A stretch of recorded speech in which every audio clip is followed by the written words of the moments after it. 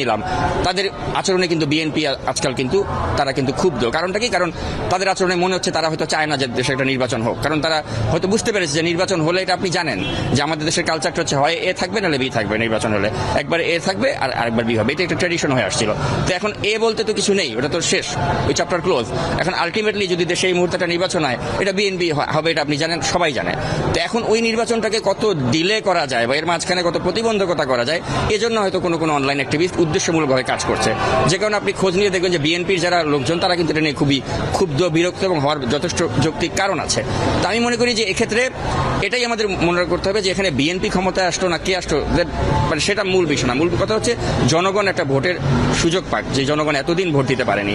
তো এই স্পেসটা ক্রিয়েট করার জন্য আমাদের সকলের কাজ করা উচিত, এবং ওই ক্ষেত্রে যে বা যারা প্রতিবন্ধকতা করবে তাদের কিন্তু অন্য কোনো মতলব আছে। মোস্তফা সরোয়ার ফারুকী বা আসিফ নজরুলের বিরুদ্ধে এখন আপনি কথা বলা মানেই কিন্তু পাবলিক আপনাকে তালি দিবে।